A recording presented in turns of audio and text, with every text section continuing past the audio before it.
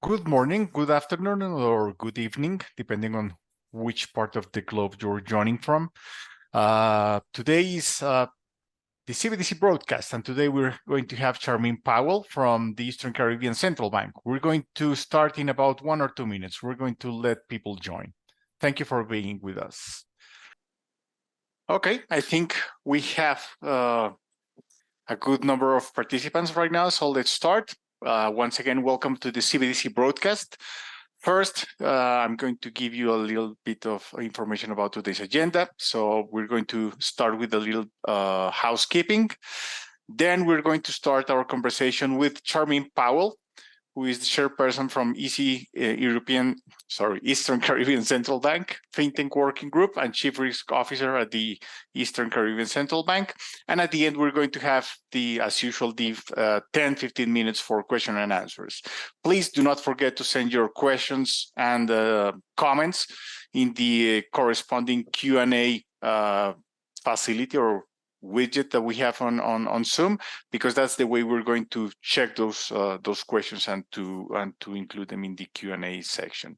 So a little bit about FNA first. So most of you already know that FNA is a leader in advanced network analytics and simulation. FNA software is used to uncover hidden connections and anomalies in large complex datasets, for instance, payment systems, to predict the impact of stress events and to optimally configure financial systems and infrastructures. And as you can know from the logos that we have on our right, FNA is trusted by the world's largest central banks, government authorities, commercial banks, and financial infrastructures.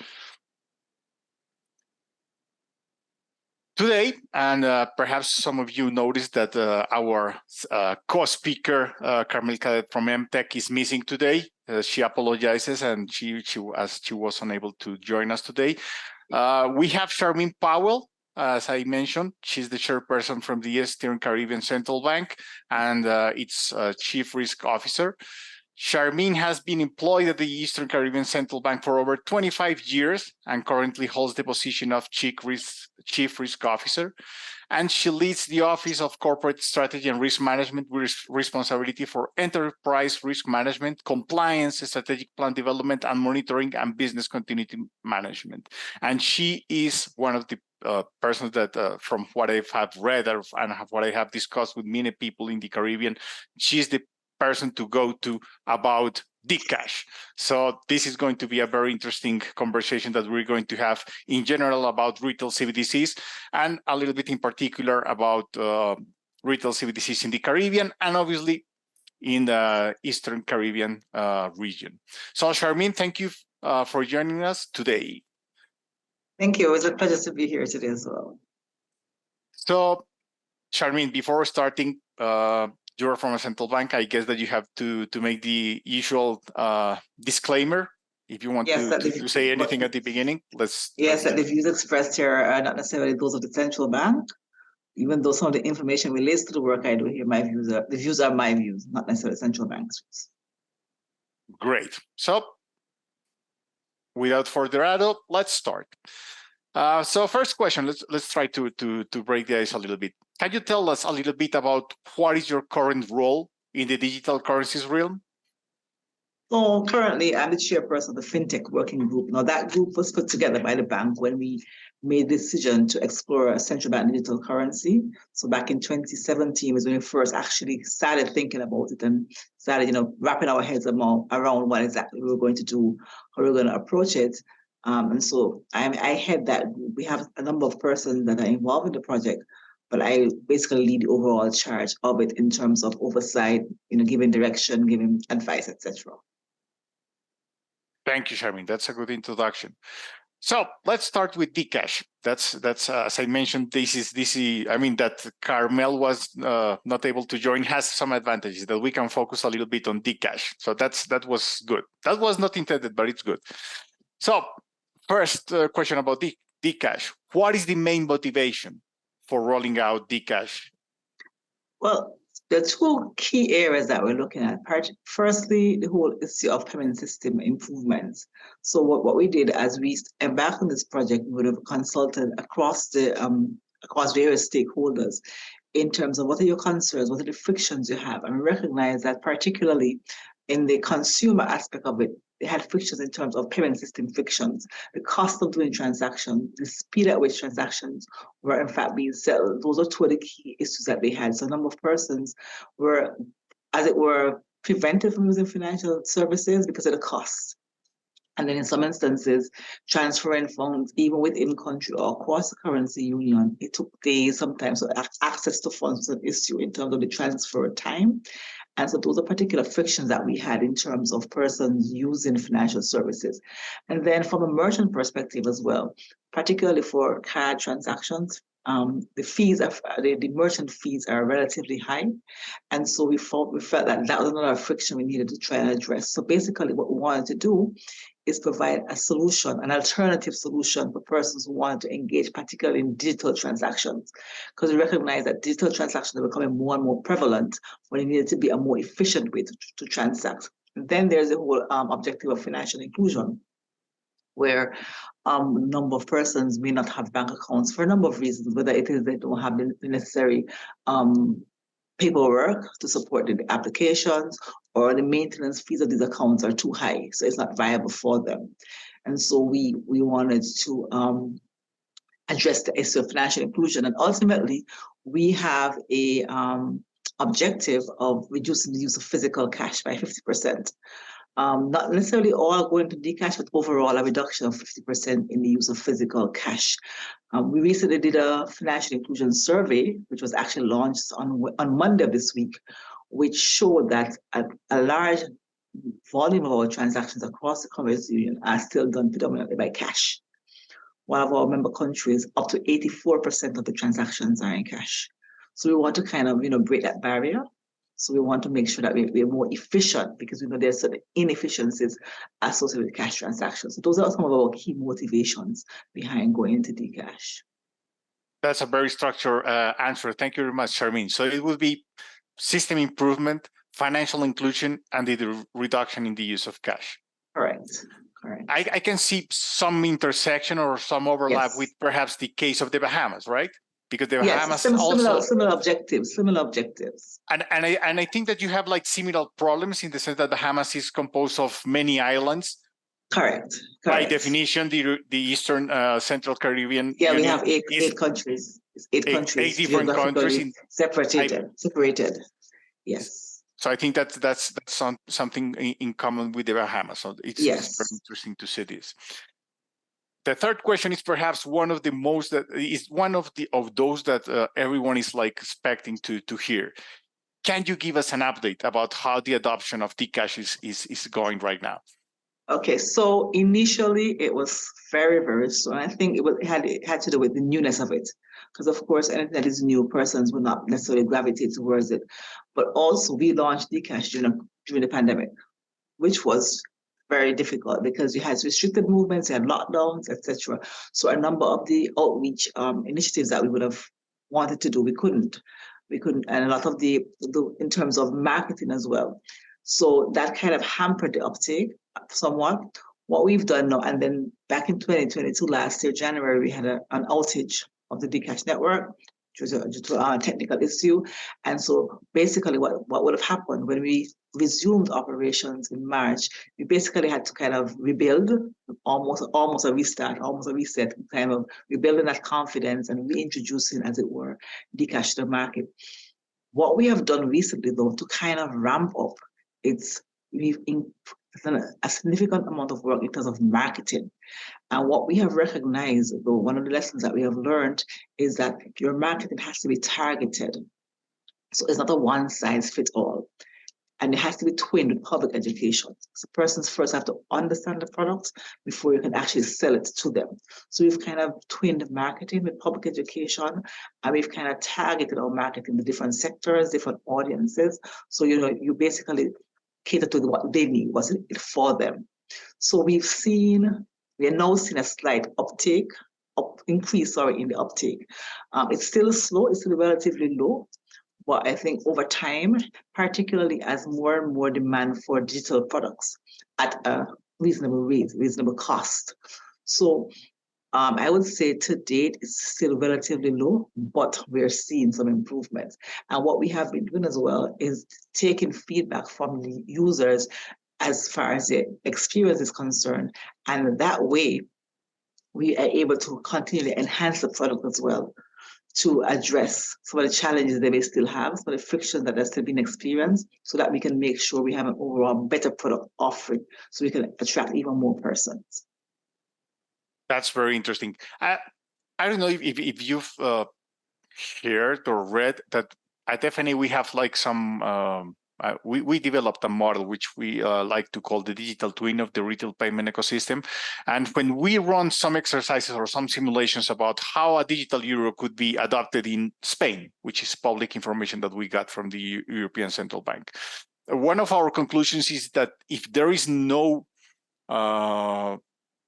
attractive design options for the people, adoption will be very low.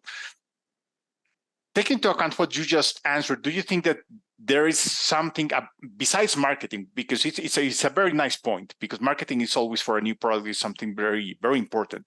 But do you think that there is something missing, like some attractive feature to retail CBDC in general, not only Dcash? So for example, one of the things we've noted is that the Dcash platform is not integrated. Because we're still in our testing phase, a pilot phase, it's not integrated. That we see as a critical, for example, integration with even the core banking systems.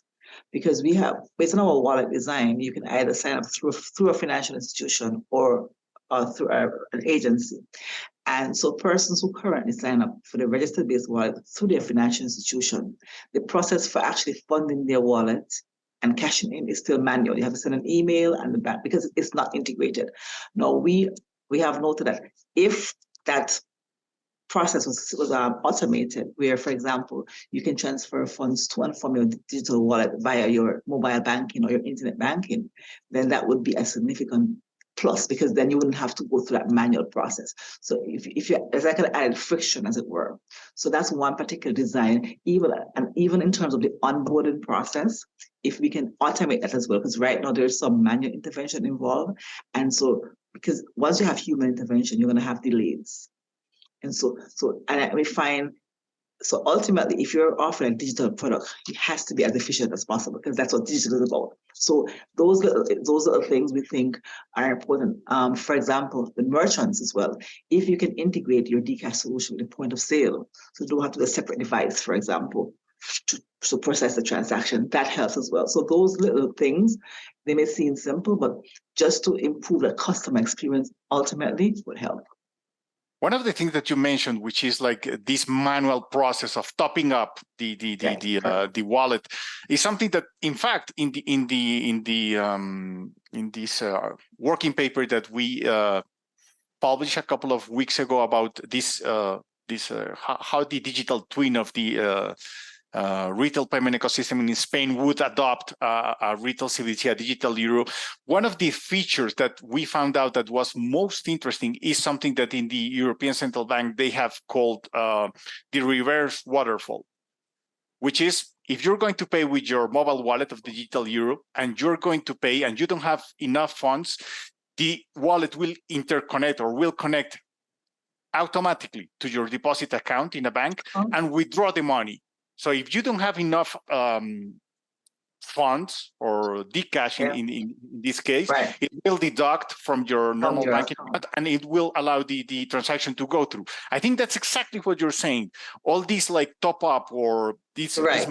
It has to be more less friction. Yeah. So our modeling of this simulating that digital euro in Spain has it's interesting because it matches what you're saying, that this automatic or the integration, as you call it, should be there for making everything easier for the people. If it's easier, obviously the people will try to use it. So that's very interesting. So you already, the next question has to do with which factors do you think are driving the adoption of Dcash? Right now, what do you think that people are using Dcash for, or what is the use case right now? Right. So most people it would be for smaller transactions because, like I said, because it's new. But what we think Dcash will be most useful for is your everyday transactions. Because we also offer an e-commerce functionality where you can actually use Dcash online. So if you're paying the utility bills, you're doing grocery shopping, those kind of things, those everyday things, because it's a retail CBDC, it's about the transaction CBDC. So persons would want to have persons using it for that. So the most use cases we've seen, and also what we're trying to do is to reduce having large volumes of cash for events, so entertainment purposes. So when you have big events, instead of having to collect at the venue, you can have a cashless event, and that's point to security as well, because the more cash you have lying around, the more the security concerns increase. So what we think as a start to really kind of spur, you can look at those sort of scenarios where you normally have large volumes of cash. You reduce that volume by having a cashless event, for example. Also, what we're doing is like when you have like tickets, pre-event ticket sales, etc., you offer incentives like discounts if you use Dcash. So those are the kind of things that we're trying to even at merchants. We are offering incentives where you get a discount if you purchase with Dcash. So that kind of spurs usage. So it's mostly, as it is now, we're using the smaller type events and smaller type scenarios and use cases to kind of build that confidence. Then you can expand to larger type transactions. That's great. I have a question also about the adoption. Do you think that perhaps slow adoption has to do with the inability or the lack of access of people to, let's say, a smartphone? No, smartphone penetration in our region is almost 100%. Okay. We have a very high smartphone penetration. One of the challenges, though, we may not have full internet access. And because settlement requires internet, that we see the friction where persons may have smartphone, but they don't have data plans, for example. So they rely on Wi-Fi hotspots in some of our countries. In some areas, the internet connectivity is not as robust as you would like. So even though smartphone penetration is significant, internet connectivity may be a challenge into the settlements and access. I presume that Dcash then has no offline features, right? Not as it is currently, but something that we're exploring, because not only for that, but also in terms of based on the fact that we are prone to natural disasters. We are in a hurricane zone. We've had volcanic eruptions. There are a number of natural disasters that we can be exposed to. And so because you're offering a retail CBDC and you're encouraging persons to hold their retail funds for their everyday use in Dcash, it must be a way that they can access these funds and spend these funds at will. So offline capability is something that we are currently exploring, understanding the importance of it in this particular area. And I think that the offline capabilities is something that is not that easy. I mean, that has no, because there are a number of issues that are contend with the whole issue of potential double spending, the whole issue of how is it going to be done so that a person's funds are secured? Because normally offline capability is talking about probably a token or something of the sort, and then there's the whole issue of security, making sure persons' funds are secure. Because currently, if the funds are stored on the blockchain, so therefore, if you lose your device, you don't lose your funds. However, offline capability, given the nuances associated with it, you have to be very careful to make sure that you don't introduce new risks and introduce new issues. So it's something that you have to look at very, very carefully. I know a number of central banks are exploring it, but of course, you have to really weigh the pros and cons before you just go full speed ahead into introducing that. We've heard that the pandemic pushed people to use more digital payments, but I also read, and now that you mentioned volcanic eruptions, that there was this, let's call it project, rebuilding St. Vincent and the Grenadines when a volcanic eruption occurred a couple of years ago. Yeah. How was the answer of the people to use Dcash to send help? Aid is what I read that was the purpose. Right. So at the time when that happened, we had just launched Dcash in 4 of our countries. It had not yet been launched in St. Vincent and the Grenadines. So it wasn't as effective as it could have been because, like I said, it wasn't launched there at the time. What we did though is we accelerated the process to have it launched there shortly after, because recognizing exactly what you said, there was a critical need for it because persons couldn't get access to physical cash as well. So so we have now learned from that, and so we actually fast-tracked our launch of Dcash into St. Vincent and the Grenadines following that natural disaster, because we recognize the importance of it, and that also spurred our efforts to push government payments, large value payments, as part of our Dcash solution, where if government has to pay out large sums or large amounts in terms of benefit payments, welfare payments, for example, in terms of when these things happen, even some governments offer back to school packages, back to school vouchers, etc. So these are some use cases that are, critical, that we think that Dcash can really be important for, particularly for our member governments. And going back to the paper that the working paper that I mentioned that we published, the other very powerful policy, let's call it like this, for adopting digital euro was distributing government benefits via the retail CBDC. So I guess that's one way for government, because, well, the government is not the same as the central bank, but that's the way for a government to support the adoption of a retail CBDC. Because once government is on, it kind of drives that adoption because persons will be more inclined to use it. And even in Nigeria, I heard that they had some conflict because the central bank obviously was pushing the e-Naira forward, but the government was not willing. That's what I heard. They were not willing to pay their employees with e-Naira or to give subsidies with the Naira. So I guess some coordination is always. You have to have that discussion, and I guess as well too. My thing has always been the adoption rate for your CBDC, but retail CBDC, depends on the maturity of the payment system. All things, because if you look, and this is why a lot of the bigger countries which have more established payment systems may not see an urgent need, because it's not critical based on how the payment system currently operates. So it depends on what the current situation is. So you'll find some persons say, well, CBDC is a problem, the solution looking for a problem. But that depends on perspective, where you are in the countries at the time. So some countries, it may not be relevant, while others, it is critical.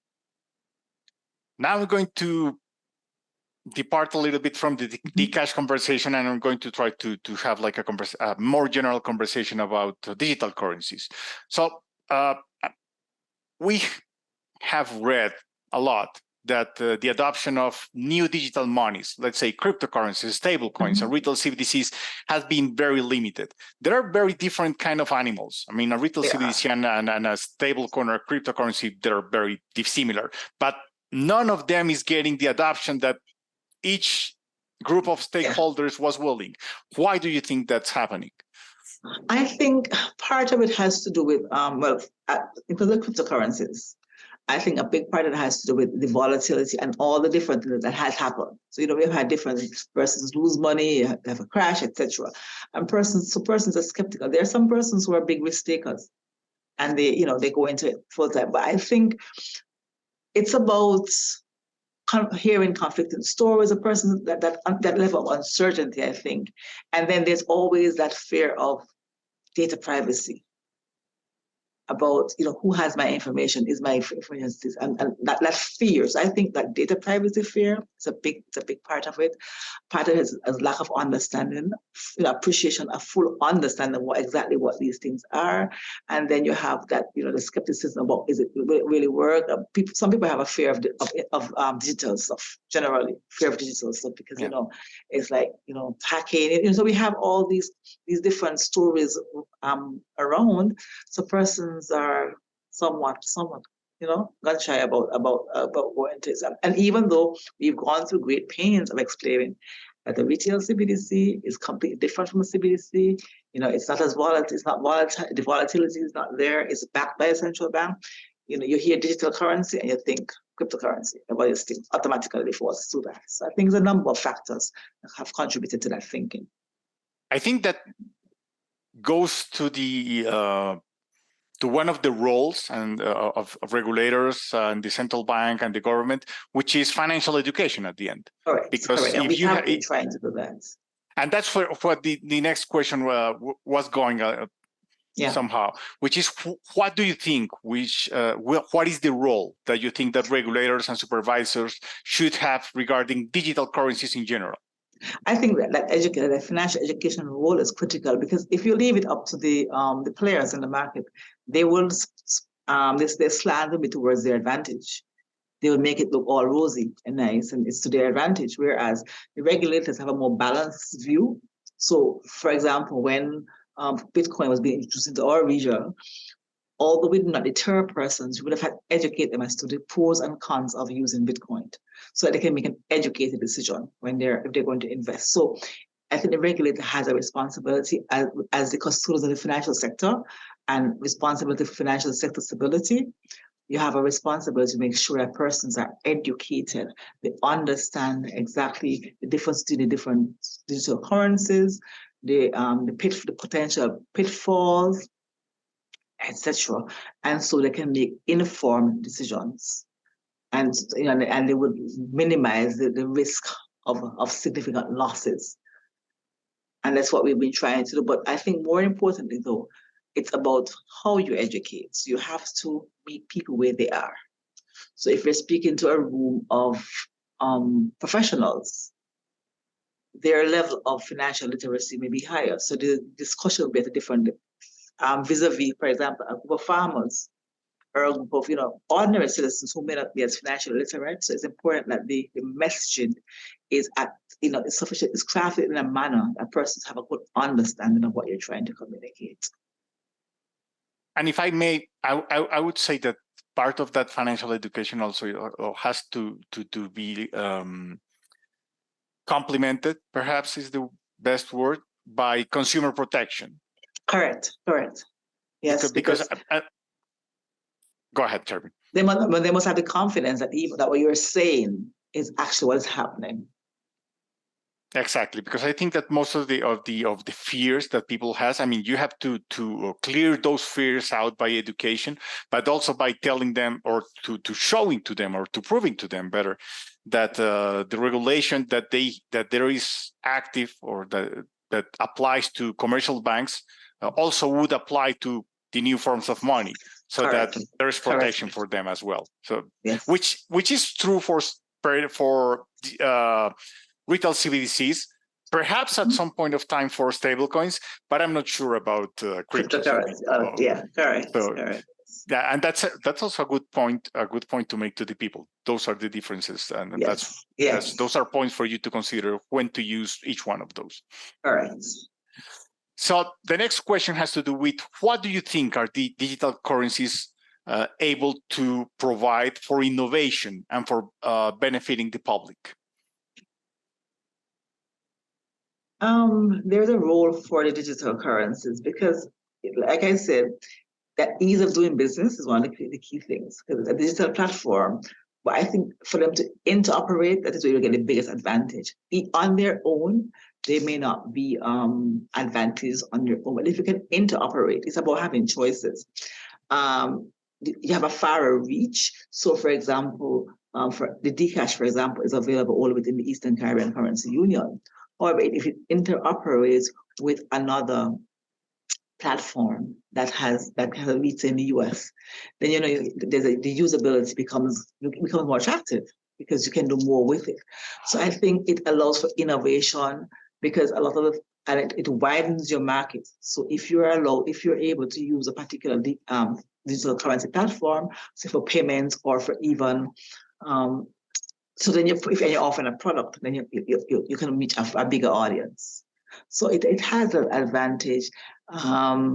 You can, for commercial banks, for example, they can build other services on that platform. So I think it's the base for a lot of innovation to take place. Sharmyn? Hi. Sorry, I don't know what happened. Zoom crashed. I'm sorry. Yeah, no problem. it was my case, I guess, alone because you're here. Sorry about that. Please go on. Sorry. No, I was saying that the digital currency platforms allow for a base for much innovation to take place. You can offer new services, new product, additional products. You can merge with other solutions. I mean, there are a lot of possibilities, but I think the interoperability is key in terms of actually leapfrogging to that next level. Good. Next question. And this has to do with something that you mentioned, which is inclusion. I mean, something that we're talking about, financial inclusion, but something, and you should know that I am those in the view that think that cash should not disappear. So right. I would like to make that statement clear from the start. We have the same view. I've read in some news that cash is one of those, or is the payment instrument that allows excluded people to remain included some way, somehow in the society. That's something that I think we can agree on. But also that, for instance, for very groups that are at risk of domestic violence, of these kind of things, I've read that most of those people who have used cash as their payment instrument and their store of value fear going to digital realm, to digital payment instruments, because they think that they could be at risk easier. So that's what do you think that is like the role of a retail CBDC? Is going to be, I mean, is it going to be the same problem with all those digital instruments that could be like taken from those at-risk groups, or is something that it will allow them to be like safer? What do you think? To the extent that the retail CBDC is central bank backing, that gives some level of confidence, because unlike other digital currency, cryptocurrencies, it conducted design. So I support having a somewhat guarded. So for example, for us, it's a private permission blockchain. So therefore you can just, everybody is known to the extent that if needs be, you can in fact go behind who's transaction and see who it is, right? So I think with the central banks being at the center of retail CBDCs, it offers added protection. So you are assured that the central bank will not allow your information to be used for any nefarious purposes. That you have that level of security, as it were, vis-a-vis a commercial product, where it's more open and it's more it's more visible. So I think that confidence. So basically, the same confidence persons have in the central bank money, and the fact central bank is conservative, they're secure. I think they can have that same confidence for retail CBDC, knowing that it is backed by the central bank, and so therefore certain protections will be put in place for the public. And that's a very good point that you're making here, because I'm not going to say name of countries because that would be not very nice, but I think that there are many countries in which the central bank is one of the best regarded public institutions, and having a digital currency should be people would adopt the digital currency just because the name of the bank is there. I mean, the people would not fear of using that. But there are some countries in which that's not precisely true. Those countries in which the dynamics are in a particular country. Those countries in which there's high inflation, monetary mismanagement, so on and so forth, I think in those cases, the reputation of the central bank goes against the digital currency. And I would say that people would fear to even touch the digital currency with a stick. So it's a very good point that you're making here. In those cases in which the central bank is regarded as like a pillar of stability and soundness, the central bank money in a digital form could make a lot of difference. Yes. Let's go to the last question before we go to those in the question and answers. So, and normally at the end of my questions, I usually ask the attendants or the speakers to give us like a view of the future. I mean, if you could foresee what is going to happen in the realm of digital money, including retail CBDC, how do you see the financial industry and the society in, I don't know, 5, 10 years? I know that making predictions is difficult, but it's not a prediction. It's how do you foresee it? Right. So, okay. So to the extent that when we started this journey some 4 or 5 years ago, maybe about 20% or less central banks were even considering a CBDC. Now we're up to 90% central banks, whether they're doing research work, whether they're doing pilots, whether they're doing testing. There's some interest in a CBDC.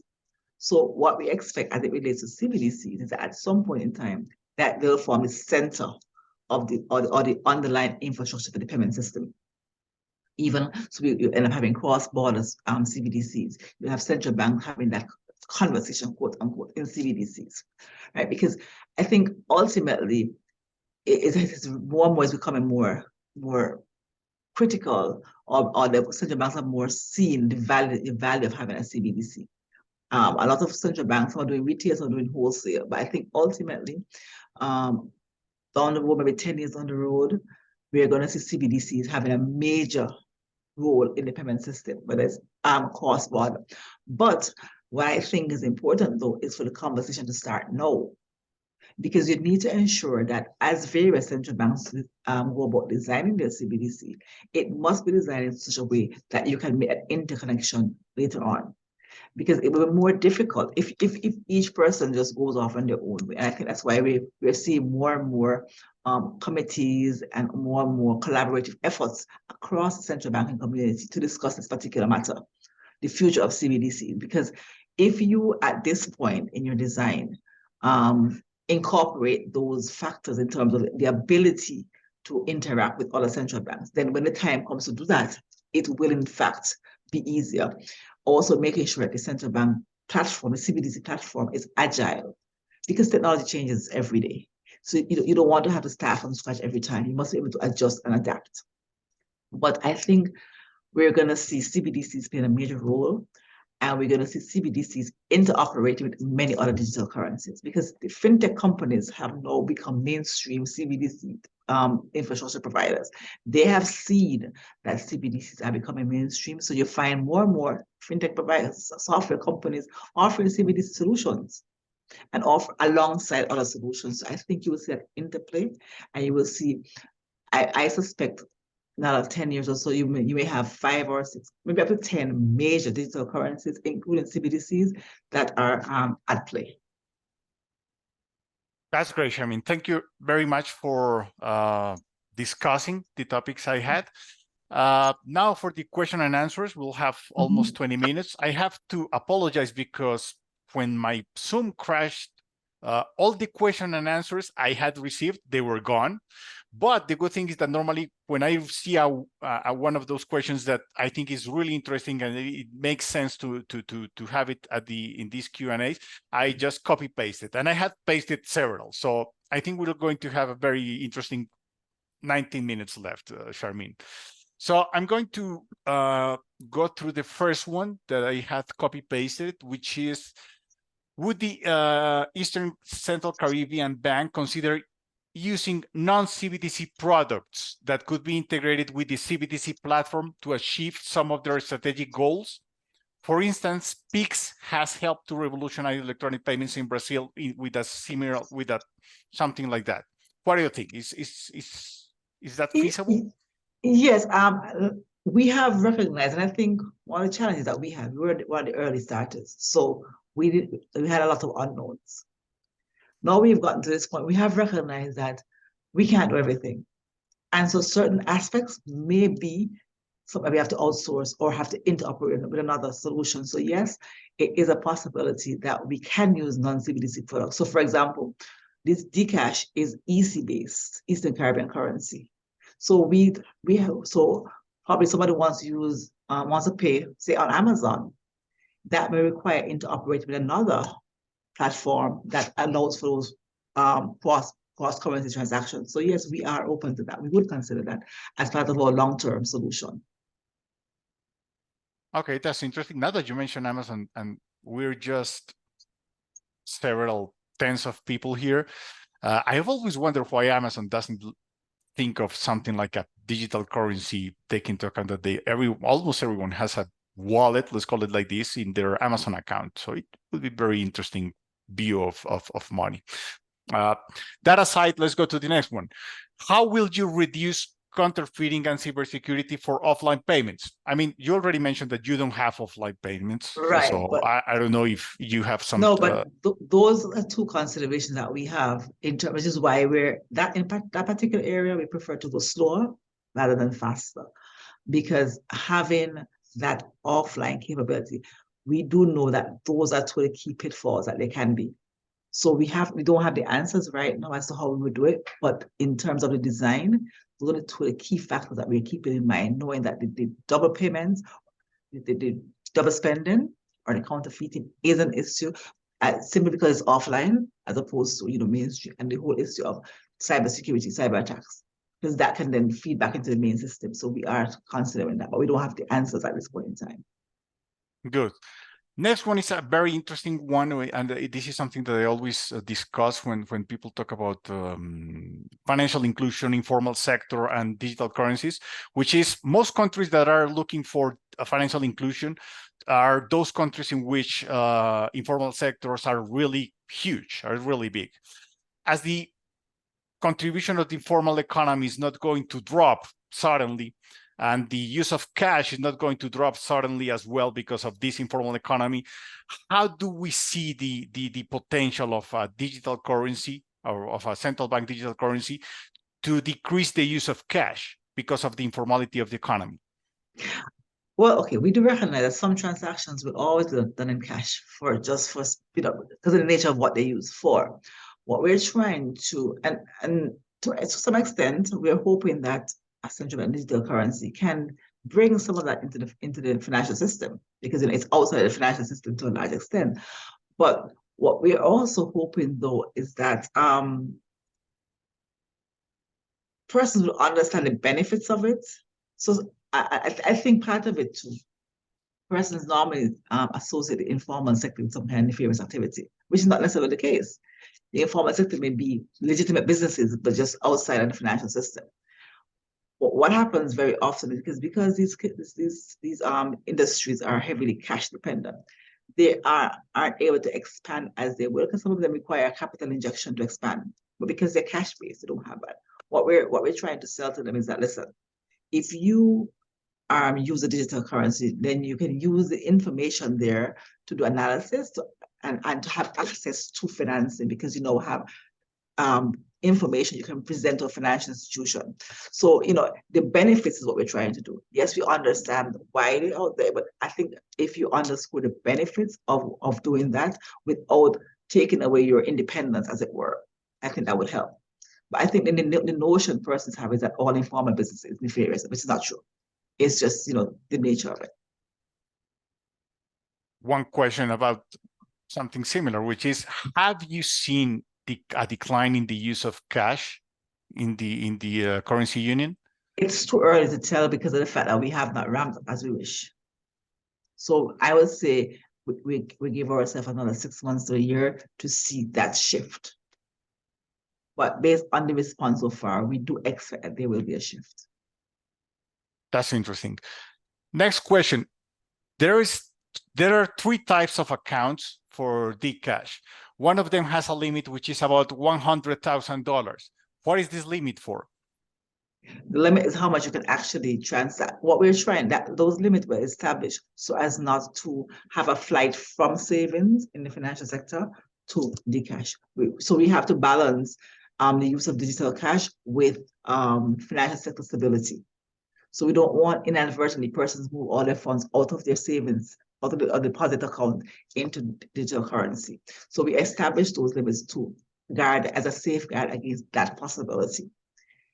So that was the fundamental reason behind these limits, because and the limits are based on your risk profile. So those limits are for persons who register with commercial banks or credit unions, and it's based on your risk profile. So the banks will assign a limit based on your risk profile, but ultimately those limits were implemented so as not to cause an inadvertent flight from deposits into CBDCs and thereby causing a reduction in liquidity and thereby frictions in the financial sector and inadvertently cause financial sector instability. But what I think the question was going to is that limit of $100,000 is very high. I mean, That's for merchants. That's not for individuals. That's for merchants. It's for merchants. Okay, yes, because that makes their complete takings sense. would be the individual limits are significantly lower.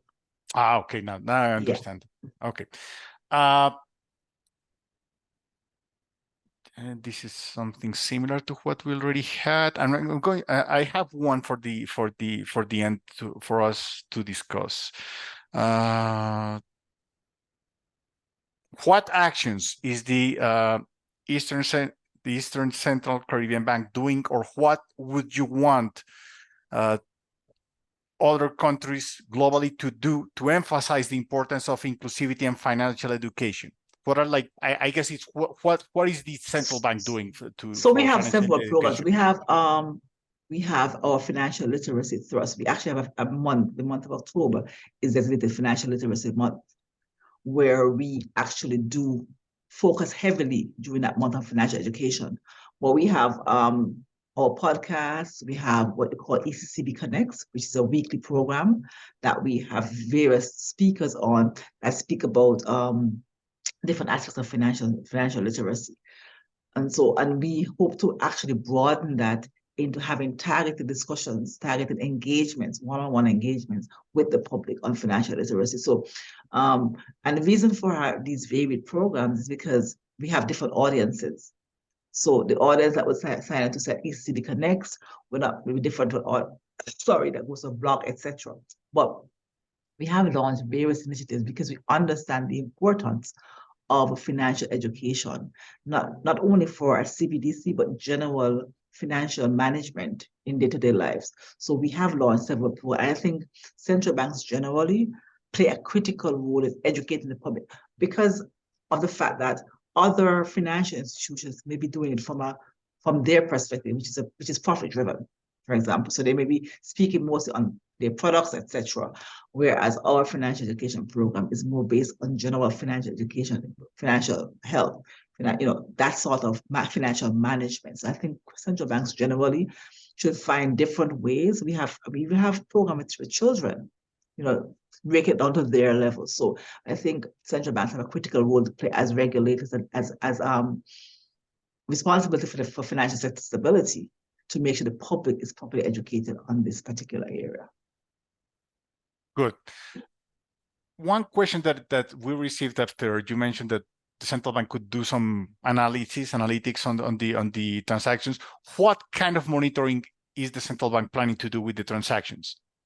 So we don't intend to do like micro monitoring in terms of going individual transactions, but we look at trends. For example, is it that most people are doing peer-to-peer transactions? Is it mostly government payments? Are there large merchant-to-merchant transfers? So to get a sense as to where the strongest use of the central bank digital currencies is, our persons cashing in their Dcash for physical cash or balances, persons coming out of Dcash.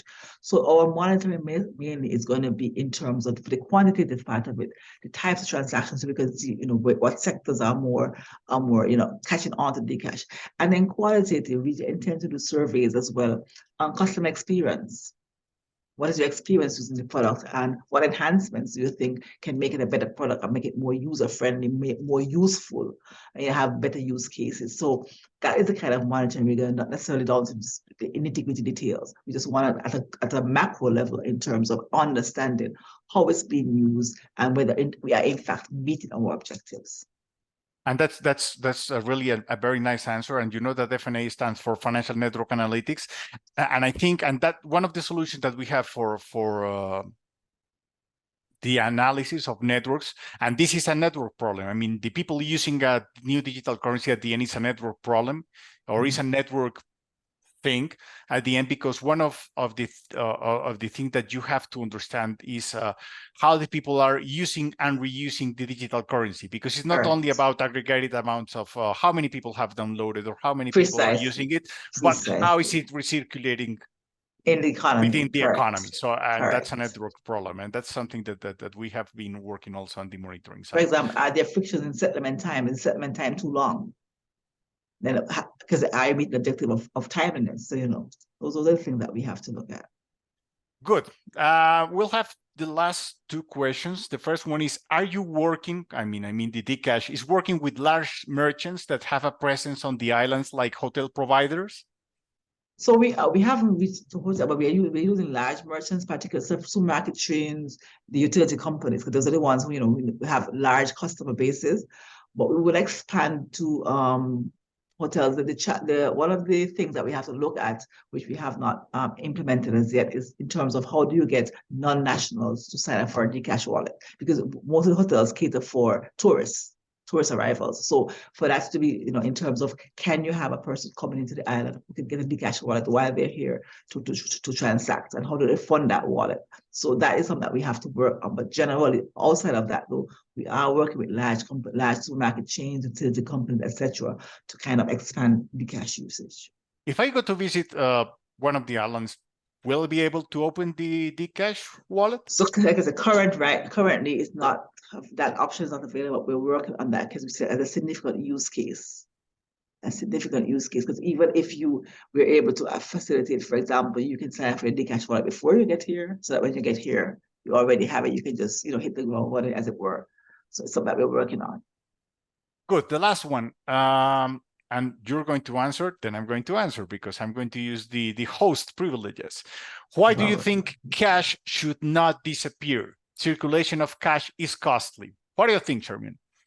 Cash, there always has to be that option for transacting. And with technology, we do know that there are times when Murphy's Law would come in place. So I think you should always have that option of making it. Because one, whether it's the value of the payment, the purpose of the payment, there should always be that. And you should always have, the only way you can make sure you have universal access, that everybody has access, is to have cash. And that is the one area it's universally accepted. So therefore, I think that for that reason, you should never have cash disappearing from the economy. That is what my thoughts. I would like to add something there, which is that cash is the only non-technological dependent payment instrument that you can think of. So in terms of complex systems, it is an uncorrelated type of payment instrument. So it brings redundancy to the system. So Correct. If there's something happening, no internet, no power, no anything, cash is always there for you. Or if there's a war or something. Yeah. It's a business continuity. It's part of business continuity. Yeah, exactly. It makes the system more robust. It gives Correct. Redundancy to the system. So I think that, and it's, as you mentioned already, it's the perfect instrument for inclusion. I mean, no one is easily excluded from cash. Correct. I have a last question, and we have still 4 minutes. So can you send cross-border transfers with Dcash? Will you use ISO 222? Okay, so currently we can't because it's only for EC currency. So cross-border will bring into consideration currency differences and cross-currency. So that's something that we have as part of our roadmap. But currently, no, it's only for EC transactions within the Eastern Caribbean Currency Union. Great. Sharmyn, lovely. Thank you very much. It has been a wonderful broadcast. We had a lot of information from Dcash, and we had a very nice discussion about not only this Dcash, but on all types of digital currencies and how they can change the way we see the future of society and economy in the years to come. So again, Sharmyn, thank you very much. So this is the end of the CBDC broadcast, the 20th CBDC broadcast. If you want to get in touch with Sharmyn or myself, the LinkedIn links are there for you to have them. Coming up in October, we'll have the FMI broadcast, which is related towards a lower carbon economy with the BIS Innovation Hub and Goldman Sachs, and the CBDC broadcast number 21, which is going to be oriented to Project Rosalind. We're going to have co-speakers from Bank of England and Visa. And I would like to thank you all for your questions. I'm really sorry that I lost many questions when my Zoom went down, but I think that we had a lovely conversation and lovely discussion. Sharmyn, once again, thank you very much. Thank you everyone for attending. Thank you. Bye. Bye.